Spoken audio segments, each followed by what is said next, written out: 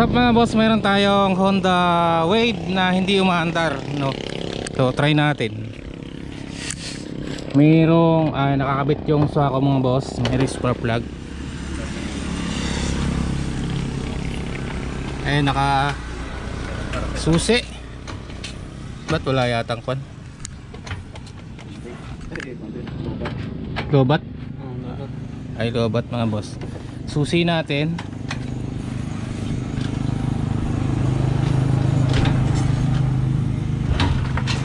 So ayaw man doon mga boss, ano?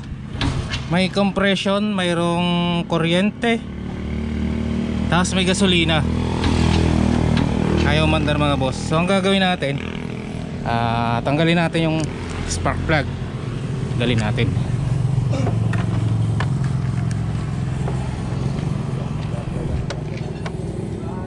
Yan.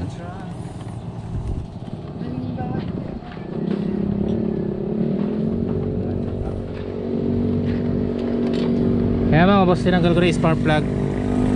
Niluwagan ko to kanina, no?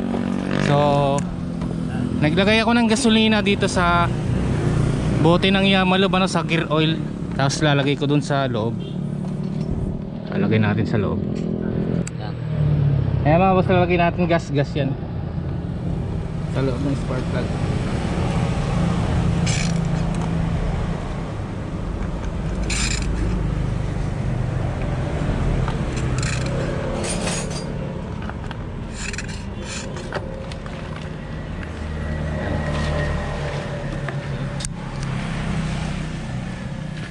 Tapos patayin natin yung susi, siyempre.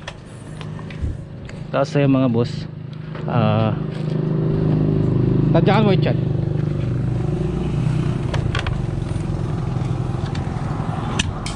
Okay. Okay. Okay. Okay.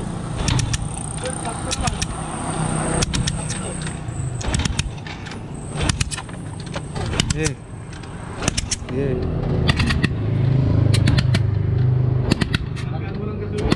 Up.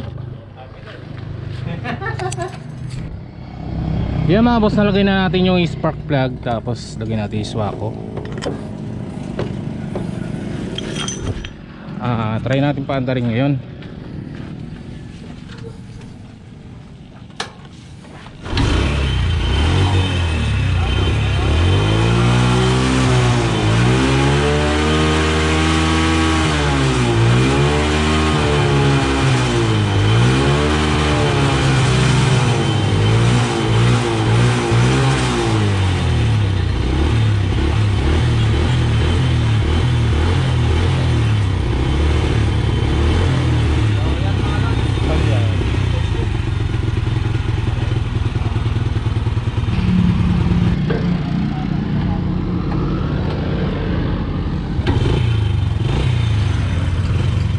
So yun mga boss, ano, maandar na siya at madali na siyang paandarin.